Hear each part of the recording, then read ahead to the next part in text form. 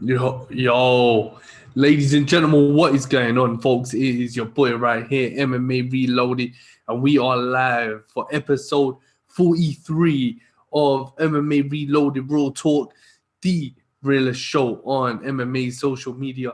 And it is your boy right here, Young Rogan, AJ, Arjun Malhotra, bro. Yeah, I've never said my name ever on the air, yeah, but yeah, MMA Reloaded is me, only me, and it will forever be only me.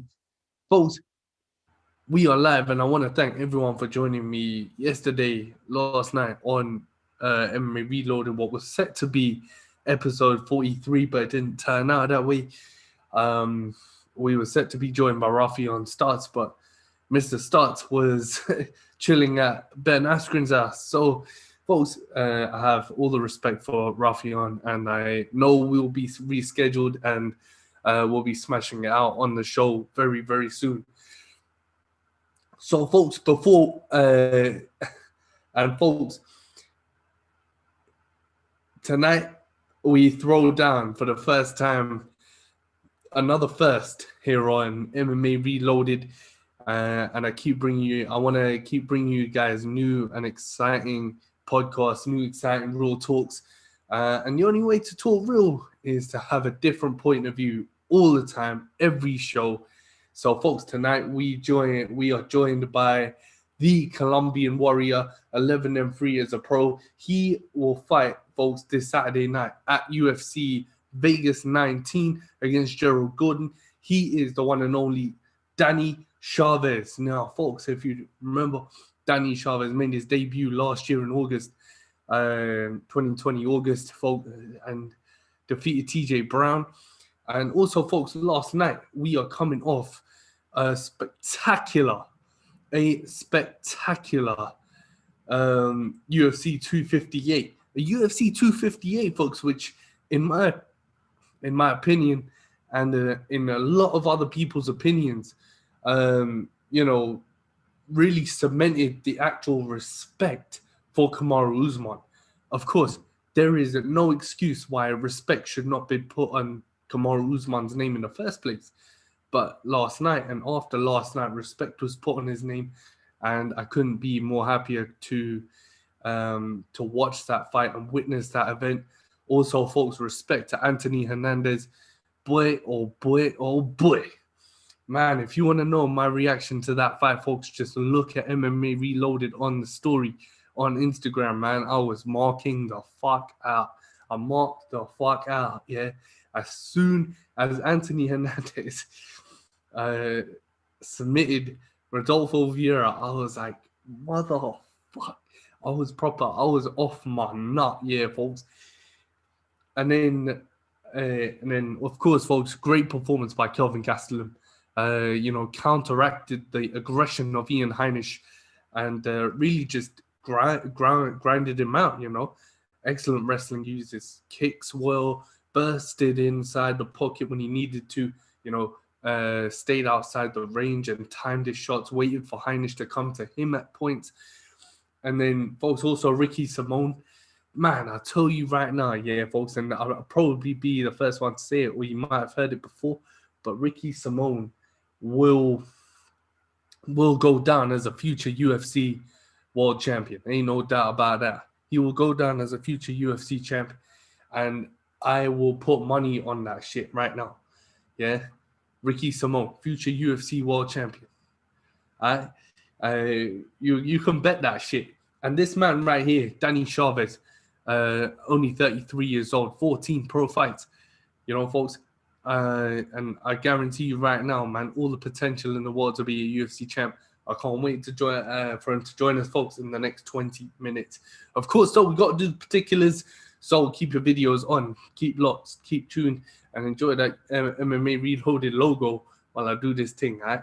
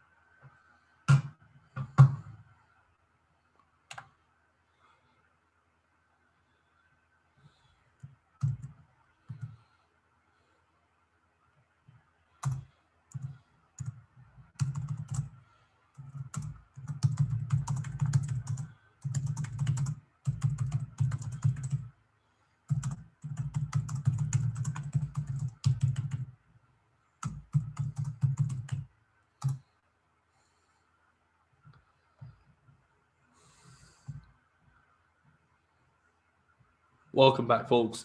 Of course, we had to do the particulars and send that invite there to Danny Chavez, who will be joining us, folks, for episode 43 of MMA Reloaded Raw Talk.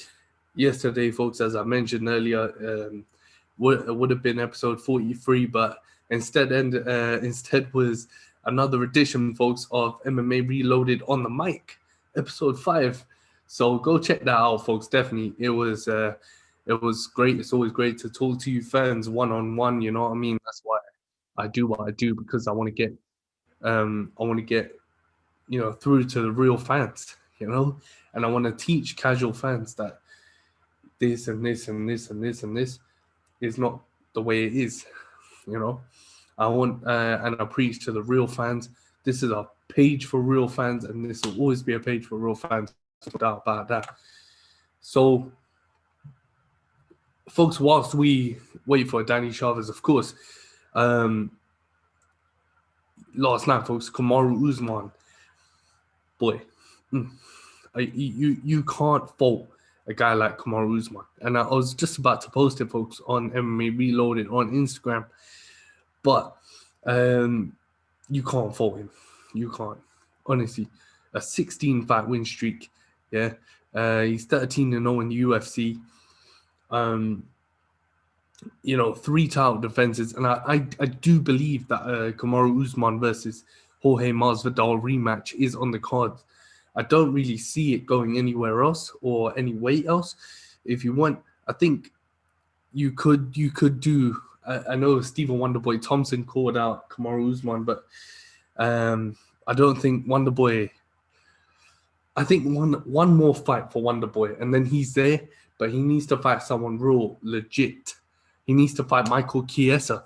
That is the only fight that makes sense for him. If Jorge Masvidal is going to fight Kamaru Usman, then Colby Covington fights Leon Edwards, and Michael Chiesa fights Stephen Wonderboy Thompson. Kamaru Usman faces the winner of faces Jorge Masvidal, and that is the way we do that. All right, that is the way that shit works. When you saw, folks, last night, because of some of the pullouts, yeah, we had Bobby Green and Jim Miller pull out. Those two are veterans. Yeah, Miranda Maverick and Jillian Robertson pull out. But it gave the opportunity for a lot of guys to really stand out, you know what I mean, and really showcase their skills. Anthony Hernandez, folks, showcased his skills. One of the toughest guys out there. He withstood and weathered the storm of Rodolfo Vieira hard.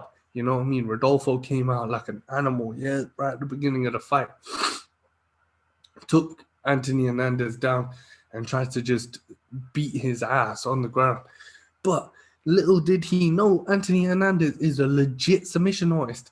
The guy knows what he's doing on the mat. He doesn't have as many submission wins as he has for nothing. So Hernandez did such a great job of scrambling, got up, and just took it right to Rodolfo, a tired Rodolfo Vieira. It was just a bullshit performance. He looked like just a broken down refrigerator, or just like a knob. You know what I'm saying? And Anthony Hernandez just broke him down and sold him out. I think, folks, now when we sort of look now at championship pictures, and because we got Curtis Blades and Derek Lewis coming up next, you have to sort of see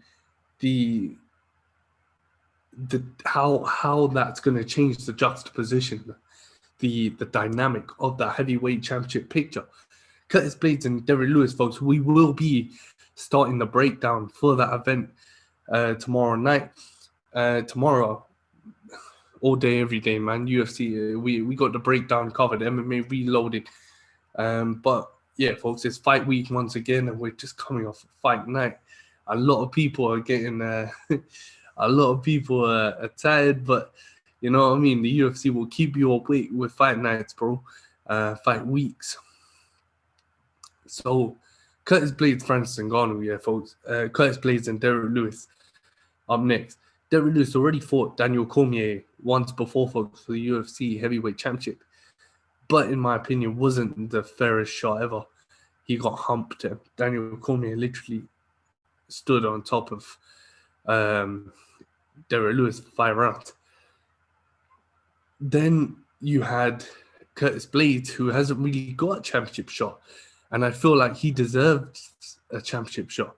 You know, I'm not gonna disregard my argument for Curtis Blades being a legit and one of the most legit heavyweight championship contenders, even if they took Francis Ngannou out of the picture in March, where he's scheduled to face Stipe Miocic, and put in Curtis Blades. I wouldn't argue that, you know. I wouldn't say, you know, I don't think that's a good idea, or I think this is a good idea. I think Curtis Blades is as deserving a fighter for a championship shot as anyone out there. Then you got Alexander Volkov. So we got to pull out the rankings, folks. So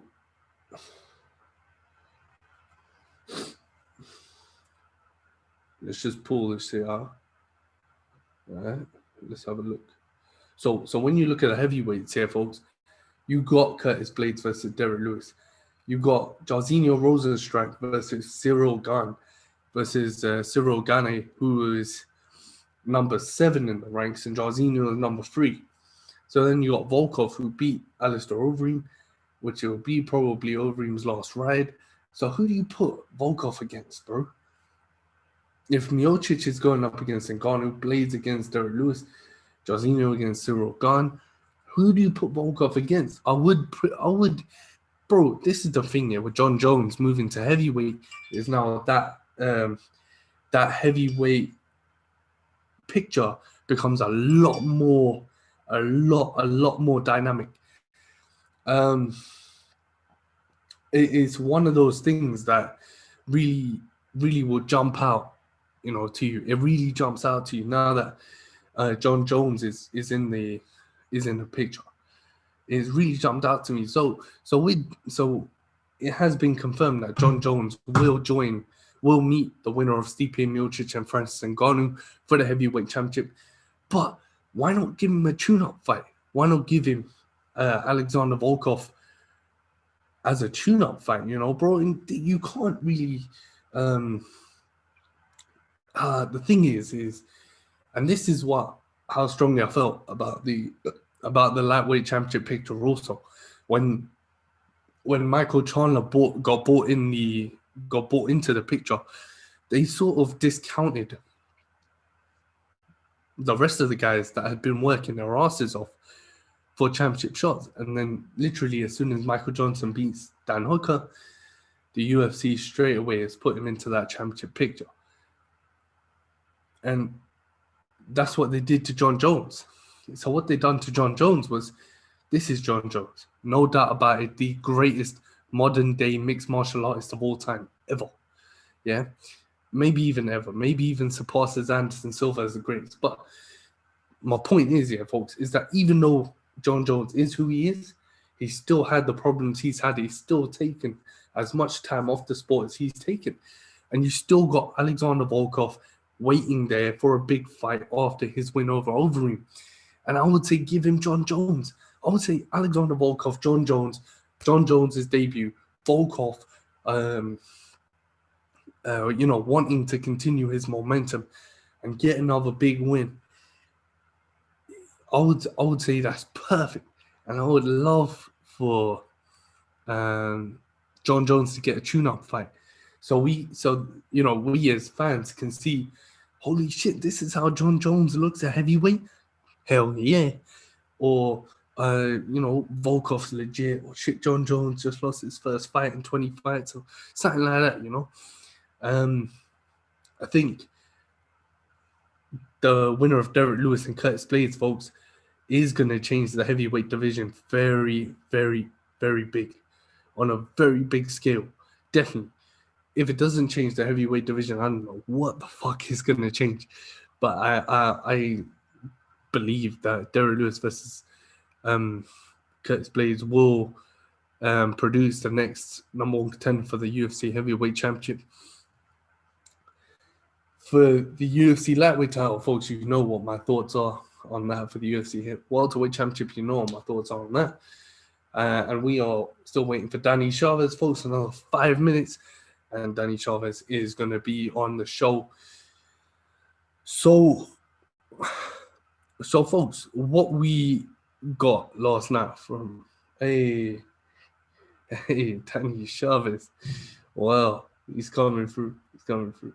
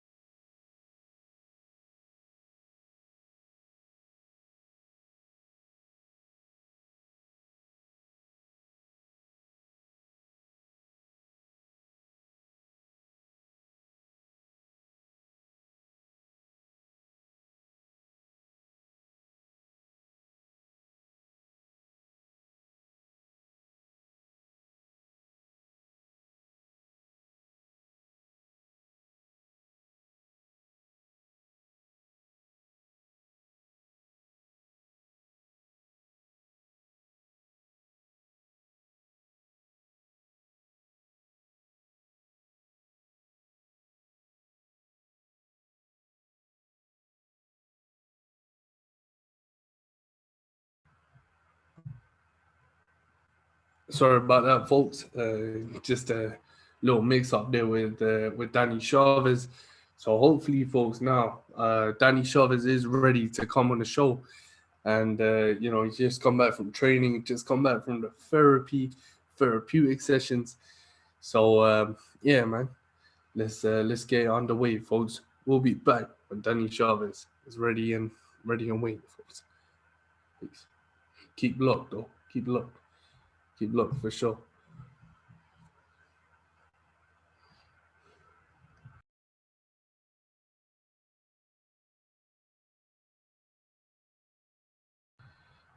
And I'm ready.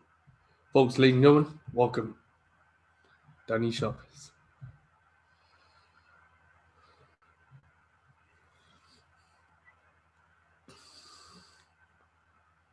Okay, shit. Hey, Danny Chavez. Wow, man. The Colombian warrior. What's going on? What's going on, brother? Everything great. Yeah, bro, how's training camp been, bro? How's it going, man? Leading up to the second UFC appearance this Saturday night. Today was the last day I did anything involved with type of training, even though I wasn't really training. Today was active recovery, which was a little bit of a workout, but it was more for like a recovery type of workout. Yeah, From here on, it's just literally yoga, stretching, cutting weight. A little bit of cardio is probably the only workout I kind of do because I gotta cut weight. yeah. Uh, Besides that, man, everything went great.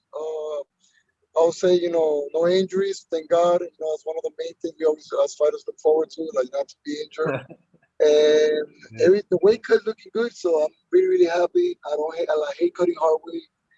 It's one of the worst things, but everything was great, man. I had the right training partners for this fight, and I'm ready to go.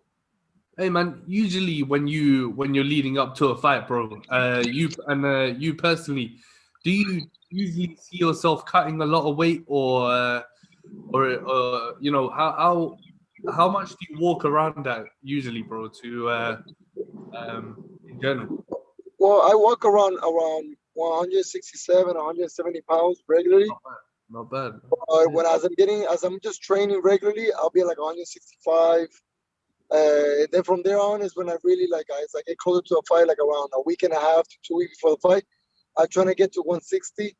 And then from there, and then like from there on, like I keep myself still a little heavy because you have to understand you don't want to cut so much weight so soon because then you don't Yeah, really can't train right.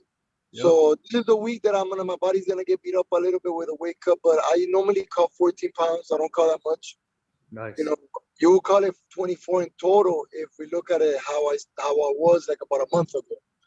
But outside of that, I don't I'm not a I don't cut so much weight, but this like I said, this is just the week that everybody hates. All fighter hates this week. Nice, bro. So it sounds like you got it all situated now in your camp, in your routine. First of all, bro, I want to thank you, man, for coming on the show. You know what I mean? Of course, there's the time difference and technology's a bitch, but thank you so much, man. And I've been a fan of yours, man, for a hot minute since you were competing in Miami regionals. Thank Um, you. so for fans who don't know who Danny Chavez is, how did you get started, bro, in combat sports? Well, I started at 19 years old with an old friend of mine. It showed me the Ultimate Fighter season 3 about T Ortiz, Ken Shamrock. And I remember me really liking it, and I went through the yellow pages to look for like schools like it. I was like, you know what? Let me try this out. I really like it. I was 19 years old, I was young, and I went out of my ways. I went to look for schools, and kind of like was looking for independent schools, like jiu-jitsu school. And I was looking for like a taekwondo school, and I was looking for like a boxing school. But then I found a school that was giving it all. Was showing like 4 different martial arts in one. But you don't really find MMA schools are not as popular as they are now. There No, used to be definitely. more like separate arts in every school. Hmm. And then I trained there for like 2 years. It didn't really work out, and I ended up going to another school, which is the one I'm in, and I've been here for 12 years. And so Ooh. far, it's been a great journey. I mean, do you find that to be more beneficial for a fighter, bro, to stay loyal to one gym, or do you find it better for a fighter to jump around gyms, learn as much as they can, or do you think that it's better to stay loyal? Oh no! First of all, I believe like it depends on the situation you're in. No, Okay, you know what I mean. Like if you really could see that your coaches and your teammates don't really care about you, then you gotta go. You know what I definitely. mean? If you see like you're loyal, but you're loyal to a fault. You know what I mean? Like you're loyal because that's your character, but that's not their character. They're not loyal back. They're not loyal to you. Then you gotta go. Yeah, definitely. There's nothing wrong with moving on to like a better place, but because I know people that, for example, started in certain gyms and they still give credit to that gym, they still give credit to that coach, but they just have to move on to a better team because the fights were getting harder, and you needed a better camp. Uh-huh. So there's nothing wrong with like having to like not that you left, but that you kind of have to put in more like at least 80% of your camp somewhere else. That's the difference. That means that you're still loyal to your old coach, but you know that he cannot be. the main guy train you no more. But I don't like it when people leave in bad terms or stuff like that, you know. Yeah. And there's a lot of camps that they're ready to be in the big leagues, you know what I mean? And people just leave outside just because of drama or dumb, stupid stuff, you know what I mean? So those are the ones that I'm like, okay, what are you doing? You know, you really have a good camp, you have good training partners, you have a good Yeah. coach. Now it's just you, so that's different. But if you're like in a small camp, small city, not that many training partners are showing up, you're literally the only one in the gym sometimes. Then there, there's a reason why you have to go. But like, if you leave in good terms and you keep a good communication with your first coach, and like you have to go to like new coaches, but you Hmm. still keep him around, you still give him credit, you still Yeah. show up. That's the difference. And like I said, it depends on the situation. But I don't like, I'm a loyal guy. That's my character. And I don't expect everybody to be just like I mean, that's the perfect way to be, man. Being loyal here is the way to go, bro. You don't want to burn bridges here along the way, man. me. Especially in this, Never. we've seen it a lot of times, man. With even in the sport, bro, with T.J. Dillashaw and Cody Garbrandt, and you saw it with that whole shit, and now look how bitter they are towards each other, and it's not the, Yes. it's not the way you want to be, you know. Never. Never. Um, and some fighters consider coaches to be their mentor. They consider coaches to be their friends, their Yeah. family. And yeah, man. So if you're an amateur fighter, bro, and you want a beginner career, how would it be more beneficial for that young guy to stay loyal to one gym to begin his career? Of course, like it's always better to, because you have to understand one thing in this sport, there's a lot of egos and there's a lot of pride, and we all, a bunch of guys full of testosterone. And what you have to understand is that you want to at least build some bond with a group of people where they're gonna help you in your career, not just hurt you. Not everybody's great at everything, especially if you start coming up and you're young. You're gonna be the guy that's getting beat up first. I mean, you're not beating up anybody, especially if you go to a gym that's full of sharks. You know what I mean? So you Yeah, want to be the one. You want to build a friendship with people that are gonna show you the ways. The veterans of the team are gonna actually help you, not hurt you. You know what I mean? Coaches are actually gonna help you, genuinely, not out of interest. You know what I mean? So, once you find that kind of group of people, you gotta stay with it, because if you leave, you may not find that again. for sure, man, 100%. And then for you, bro, yeah, Danny Chavez, man, before you got the UFC call up, bro, you were competing in Florida, bro. You were a very well traveled guy on the Florida fight scene. How would you describe that journey, bro, in on the Florida fight circuit, man?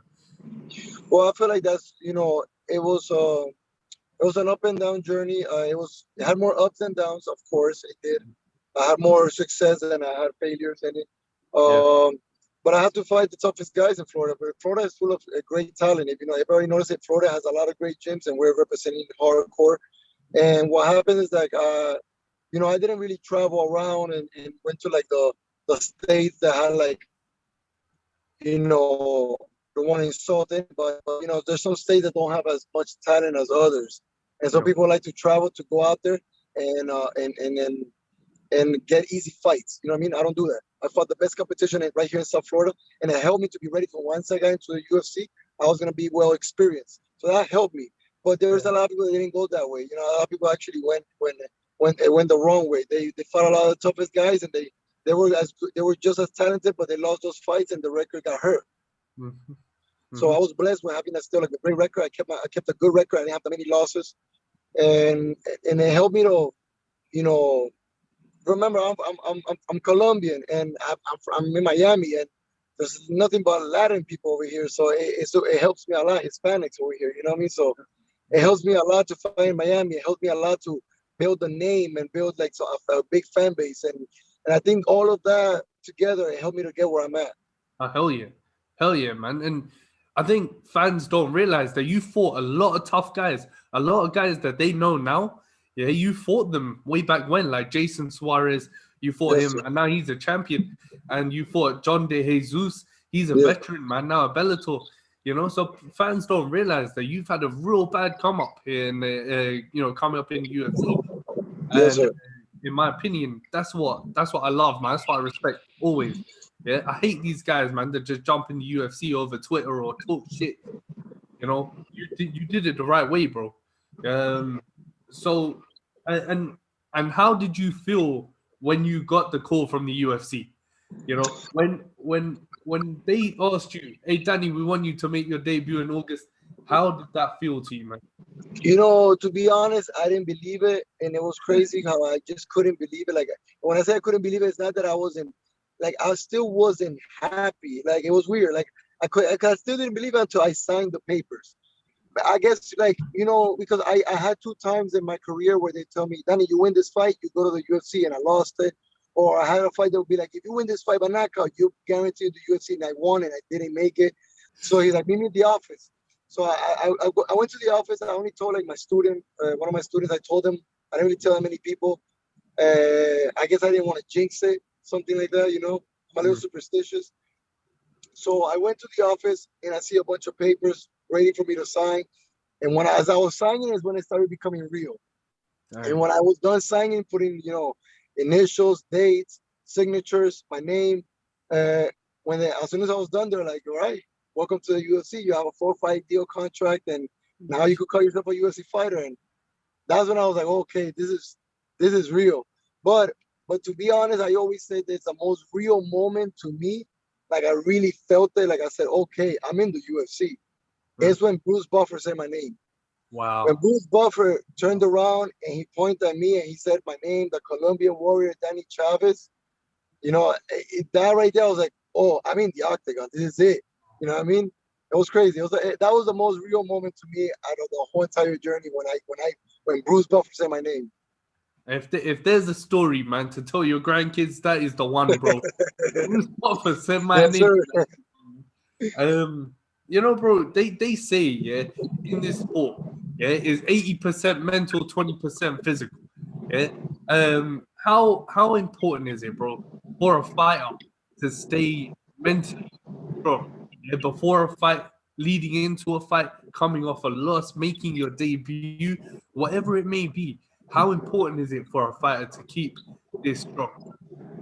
You know, they do say it's 80%. I do believe it's 80% mental, 20% physical for the fight.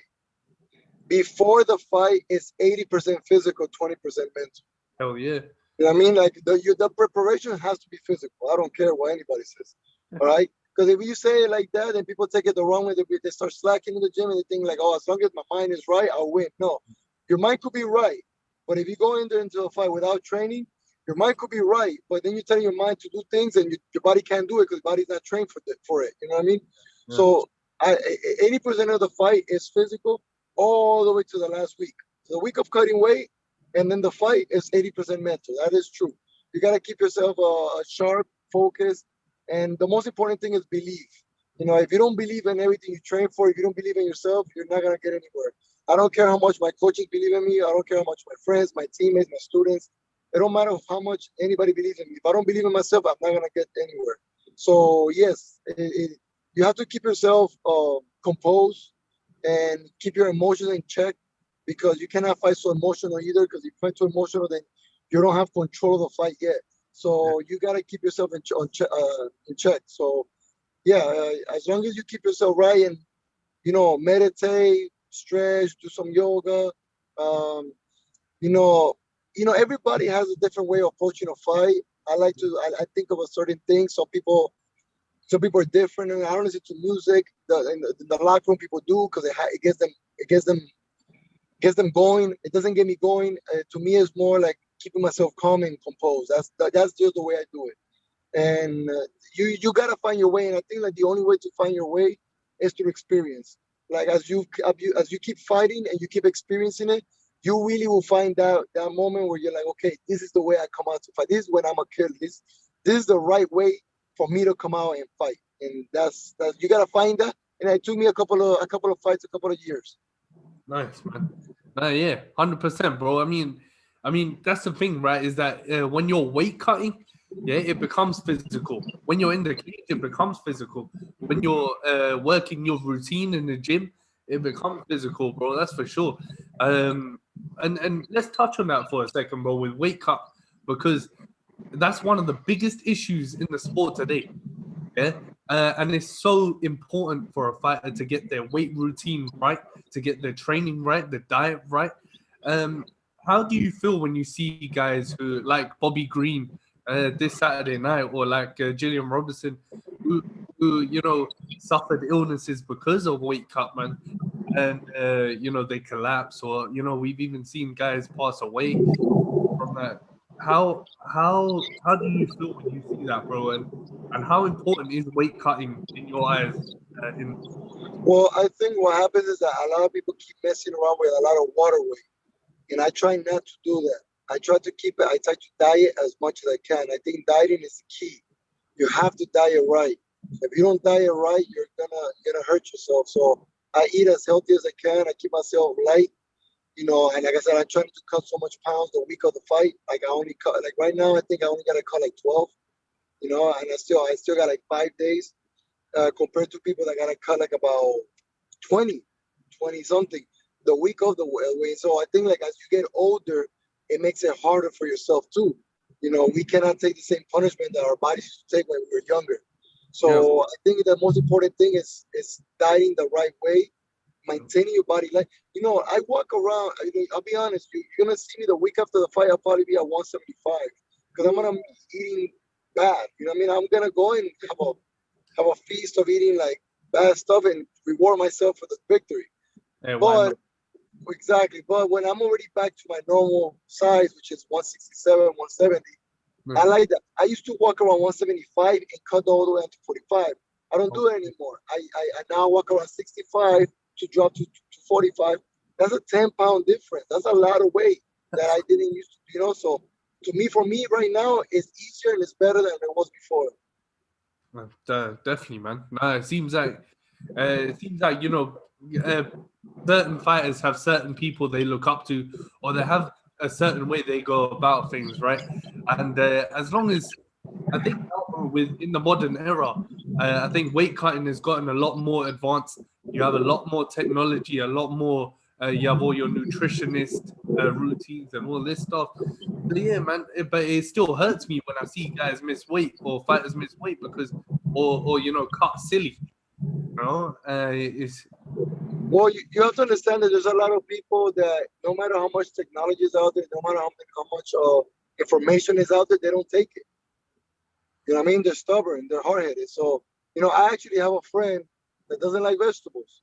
And I'm like, well, you need your vegetables. And even, especially as the week of the wake up, I become a little bit more vegetarian than I ever am. damn. You know what I mean? Because Damn. I need less calories, less this, but I still need to eat. I don't want to just be starving. I don't like the starving part. I don't like to do that. But Yeah. you got people that don't care. They're like, I'm not gonna eat greens. And I'm like, I don't know what to tell you. You know what I mean? Like you gotta eat your greens, but they don't want to. So what can you do? You know what I mean? Like there's people out there that just it don't matter how much information there is. We're already at 2021. Weight cutting started since UFC started in 1983. The weight cuts started like in the late 90s, early 2000s. I think you started seeing people because of the wrestlers bringing it into the game. But to this day, you got people that don't know how to cut weight because they just don't want to learn. You know what I mean? It's up to them. Definitely, definitely, man, 100%. And then if we move on, yeah, Danny, another one of the biggest things what I love about this sport is the cultural aspect. Yeah, you got African fighters, you got Latin fighters, Asian, Oriental, everything, bro. You Yes. got British, being Latin, bro, being from Colombia, and in combat sports, which has such a rich history, such a rich tradition, so many legends, so many pioneers from the Latin heritage, from Colombia, Mexico, Puerto Rico. You got everything, man. And how does that feel to join the ranks of those great Latin fighters in mixed martial arts, bro? How does that make you feel to represent Colombia? Well, people have to understand that when you're raising your country, United States is a huge country that we all look up to. You know what I mean? I was born in Queens, New York, but I was raised in Colombia from 7 to 14. So Right. as a kid, I grew up there from as a kid to a teenager, and everybody like the mindset of us when we're over there is like we look up to the United States. We really do. We look up to that country. You know what I mean? We say the United States is like the country of the dreams. You know what I mean? Yeah. So carrying that flag over here, and especially the sport of MMA, even if you travel anywhere, we know it's an American company. You know what I mean? UFC is an American company. You know what I mean? It's not a European company. It's not a Latin company. It's an American company. Mm-hmm. So coming to the UFC and carry that flag, it means so much to us. It's kind of like going to the Olympics and carry that flag. You know what I mean? Like, so when you come to the United States and you carry that flag at the highest stage of the sport, it's just a great feeling, man. It's not only for me, but for the people that I know that I represent, because I get a lot of good vibes from everybody. Everybody sends me great energy from Colombia, and I know that, in a way, it's kind of like when my soccer team plays, when Colombia plays in the World Cup. I'm not the one playing, but I feel like I am. You know what I mean? Because and when they're representing us, and how I go crazy when they score a goal. You know what I mean? It's crazy. Yeah, man. So me fighting, and I couldn't imagine how people feel, and it makes me feel great when I win, not just for my own personal reasons, but just because I know I'm making a lot of people proud, and it's just a great feeling. Hey man, I can relate to you about the World Cup, brother. Yeah, I'm British, man. Shit, every time we see England on the World Cup, bro, yeah, I go crazy. I know you guys beat us last World Cup by penalties. but I saw that. Oh my god, man. I remember. I was going crazy. Don't hate me for it, bro. Nah, don't worry, we're good. You're gonna choke me out. Nah, bro. I mean, it's so some people are so patriotic, right, bro? I mean, they love to represent their country. Like Bilal Muhammad, he represents Jordan. He represents the Middle East. But he was born in Chicago, Illinois. And then I know with the Latin fighters, bro, I love watching it because it's so unpredictable, right? And I love the fact that they have Combate Americas now, which displays a showcase for Latin American fighters to display talent, And then you have UC MMA in Mexico. How does that make you feel when you see, oh shit, that's a promotion dedicated for Latin fighters? How does it make you feel seeing how it's evolved? Oh no, it's great. I actually was supposed to fight for Combate America last year. It didn't go down because the whole COVID happened. My brother's actually fighting on April, if I'm not wrong. Yeah, April for Combate. I like it because it's true. Like, it gives us a room and a stage and a platform for us to show our talent. You know what I mean? And it's great. I had a friend, Alberto Montes, that he fought there like about 4 or 5 years ago. I had a couple of friends that have fought for Combate, and I really like what they do. It's not them being favoritism to the culture, but it's just the fact that it helps us to put us out there. You know what I mean? It helps us to put us out there, and it's great, man, because I relate to Latin people. I'm one of them. You know what I mean? So I relate to it. So I understand, and it's great to see that going on right now. And I know there's other, for example, there's other, like, there's, you got like ONE FC. ONE FC is very Asian. You know what I mean? Of course, they got different rosters there too, but it's very Asian. Everybody knows that. And it's good to see Combate do the same thing. Of course, you got Americans that go, and you got people from Europe that go, but it's mainly for Latins. So it's cool. I actually like that. I like that stuff. Yeah, man. See, I'm British Asian. Yeah, so my parents are Indian. Yeah, bro. So every time I see ONE FC and I see Asia's finest, yeah, bro, and I see a fighter from India, I love it, bro, because I love to see how far my culture's come as well, And of course. It's a lot like Latin fighters. I carry the same patriotism, but I was born in England, So it carries a little bit of the same symbolism. And then I love the way cultural takeover works because it's got a lot more people involved in the sport. But yeah, man. I mean, I love Combate. I love watching the cultural aspect. Danny. And then when we see cultural aspect, yeah, and we were talking about the gym, and we were talking about training camps earlier in the show. When you see ex teammates fight each other, bro.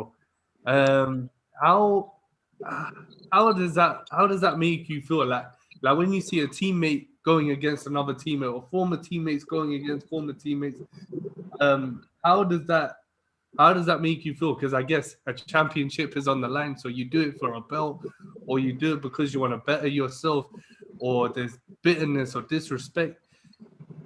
What's your opinion on that, bro?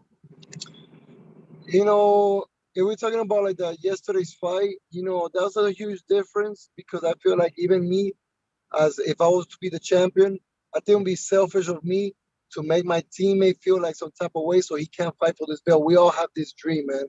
And when it's always a belt. And I think that's the only time there's an exception to fight a teammate. I think like to fight for a number one contender spot, no, I don't like it. For just a regular payday fight, I don't like it. For a championship, for all the marbles, I think I think you both should have to understand that you both have families to feed. You both have the same dream, and it will suck to take a back seat just because of a friendship. And then let's say if I have a friend that is a number one contender, but then he doesn't want to fight me because I'm his friend, then eventually this is the sport of MMA. Nobody stays undefeated that long. You know what I mean? I was like, Khabib made it happen for himself, but it doesn't really happen that often. Yeah. So what if you do pick up a loss? Then you're gonna have to go and try to climb again. And what if you don't climb ever again? And that was your only shot. That's the only time I allow it. I believe it's the only fair time that you go actually be able to fight a teammate. I've seen it happen many times because like I said, I went to my first 2 years at a gym. It didn't work out, and I ended up going to Masters where I've been there for 12 years, and I've had my old teammates fight my new teammates, and it was a really very weird feeling. And I believe everybody eventually, like, you're never gonna say it. You don't post about it. You don't cheer nobody. But deep down inside, you go for someone more. You know what I mean? You edge somebody. You edge somebody. I don't care who you are. There's someone you feel a little bit more for. You know what I mean? But you're gonna respect it. You're not gonna talk about it. And you're gonna take that to the grave. You know what I mean? But Hell yeah. that's the respectful way to do it. You know what I mean? There's unwritten rules in fighting, just like there's unwritten rules in the street, and that's one of them. And I guess when a teammate leaves the gym, right, and if they've been there for a while, like TJ Dillashaw was at Team Alpha Male, and like John Jones did to Rashad Evans and stuff like that. I guess it benefits them, bro. Yeah, because look where they are now, and I guess But TJ was different. I actually would say TJ was different because TJ left for money, and that's the root of all evils. And I didn't agree there with him. yeah, John Jones and Rashad Evans, they really talked about how they really. I think like the first time I seen two real friends fight was yesterday, because these two guys really were there for each other and they trained together way more. They trained together to a point they probably can't count how many times they trained. hell You know yeah, what I mean? man. Rashad Evans and John Jones, they really said they trained like about 8 or 10 times. If you could count how many times you train with a training partner, he was really not your training partner like that. You know what I mean? I could really say, for example, I got a Ricardo Lamas, he just retired, but he was always been a teammate of mine. You know what I mean? I cannot count how many times I spar with him, train with him, wrestle with him. I can't count. I just don't even have I can't make the math. It was so many times. So that's a different type of friendship, compared to other people that could count. If you say I only trained with him 5 times, then you really didn't have so much of a connection. You were just more like a teammate, business kind of connection, but you didn't really have that bond. When you have that bond, trust me, and look at what happened. Like you saw Usman show a lot of respect to Gilbert after the fight, and that's because he really felt for him. At the end of the day, he had to go out there and do his business, but he really felt for him because he really was there. Gilbert was helping him a lot when he was trying to become a champion. So that's a different type of friendship. So to me, that was the first time I saw two friends really fight. TJ Dillashaw left for money. They offered him a gym, a money, Colorado, and he left with Dwayne The way, Lanway. That's what I hear. I really don't know. I no, don't it's talk to true. people. I It's don't know true, them. bro. Yeah, it's But true. that's what I hear. That was the rumors. That's what is out there. That's the information is out there. And that Hell, to me was more shady than anything because I would never do that for money. hell yeah, I man. I wouldn't do it mean, for money. like, if anyone wants to know anything else about the Team Alpha Male shit, yeah, they can watch the Ultimate Fighter. Yeah, fucking Cody Exactly. Garbrandt and TJ Dillashaw, fucking hell, man. Uh, um, Exactly. but yeah, man. I mean, I mean, you're right, bro. I mean, but ex teammates, there's a respect there, but there's also competitiveness, right? You want to be a champion, you want to be the best. You're not in this sport yet to be the best. Get the hell out of the sport. You know what I mean? Of course. But but yeah, man. So as we come to the end of the show, bro, I mean, you know, you have to think there are so many inspirations, so many legends out there, so many pioneers. Who inspired you, Danny, to come into the sport, and who are some of the fighters that you admire, bro? Well, to be honest, like if I want to say inspirations, like growing up, I don't really I never really grew up with like I like a lot of people. I like there was a lot of people I really like look up to, like that had nothing to do with the sport. You know what I mean? Like I really am a big fan of Tupac Shakur, is a rapper. You know what I mean? I'm a big fan of Simon Bolivar, which was the guy that freed Colombians from the Spaniards. He was I like what he did. I think it was a very selfless act. I like those things, but then I never really grew up with heroes. But I try to become one. You know what I mean? I believe in that. Just because I didn't have heroes in my life, that doesn't mean I can be one. In the sport, I would say George St. Pierre was my favorite fighter. Like to me, I even copy his style early in my career. I'm a little different now. I feel like I found my own style, my own thing. But I used to be more of the grappler early in my career because of him. At this stage of my career, right now, my biggest inspiration are my students. I'm a coach too, so right now my students are my biggest inspiration, and that's the reason why I am where I'm at. How does it feel being a coach as well, bro? Because you get to pass down your experience, right? You get to pass down your knowledge, man, and you do this because you want to do it. You do this, as you said, to become a hero. And a lot of people are a lot of your students and your students are gonna look up to you, as a mentor. How does that feel to you, man? Being a coach. To be honest, like, look, it goes with the good one and the bad one. The bad one, it gives you a little pressure. You know what I mean? Like, like they look. I'm a very prideful person. You know what I mean?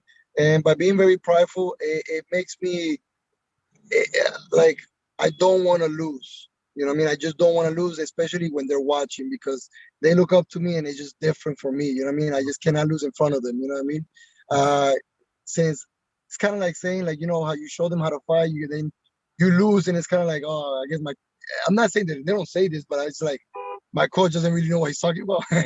Even though they don't say that, I'm just saying like it kind of like it gives me that it gives me that chip on my shoulder. You know what I mean? To Yeah. really show them like, look, guys, I know what I'm talking about. This is the reason why, I teach you guys these ways. You know what I mean? Like I try to lead by example. That's the main thing. And the good one is that because of those reasons, they're the reason why I wake up in the morning, man. They're before I became a coach, I had my moments. I slacked. I had my moments that I was like, you know what? I don't want to get up. I'm not gonna go to the gym today. I'm tired. When I became a coach, that was already out of the window because my students do get up and they do go to the gym waiting for me. You know what I mean? So I gotta be there.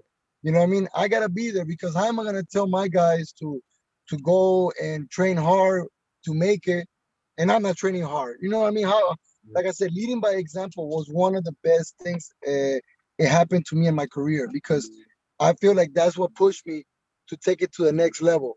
That's what pushed me to not take time or anything for granted. Like I said, like my guys, man, like I said in many interviews, and I'm gonna keep saying it. I'm gonna give them a shout out: Justin Arteaga, Alex Martinez, Richard Mayol, Kevin Navas, and Christina. All of them, man. Like they to me are the reason. And of course, I got more students than my students from my jujitsu classes. You know, I that to me, like to be honest, like that's what really pushes me to wake up and train and train. And of course, I got my own reasons. I'm a very competitive person, but trust me when I say sometimes, no matter how competitive you are, you could get a little lazy sometimes. You could have a day that you're like, I don't want to be there, but then you're like, Yeah. nah, they're there. I gotta be there, and I get up and you're in bed sometimes, and you're like, man, I should make like, let me see what kind of excuse could I come up today. You know what I mean? But then you're like, Nah, man, I can't make excuses. You know, I tell my guys not to make excuses. Why am I gonna make an excuse? Let's go, get up, and I get up and I go. You know, so my guys for me right now at this stage of my career, they're my biggest inspiration. Oh, man, bro, I respect the hustle, bro. I respect the commitment. Hell yeah, man. Shout out to your students, man, from me, man. Thank Yeah, you, it's true, man, because it takes a real person here to get up in the morning and do this type of thing. You know, if this is what you want to do, if this is how you think that, yeah, man, I want to commit myself to combat sports or martial arts for my own personal reasons or for a career reason, then shit, man. You know, I respect people. I respect people like you, man. You know, who teach thank you, the younger generation, man. And you know, man, Danny, it has been a fucking pleasure, bro. I have to say, it has been a real pleasure, man. I love this shit, man. That's what I love to do, you know. And yeah, man. I wish you all the best of luck, man. Shit, it's fight week. You know, safe travels, you know, to Vegas, yes and sir.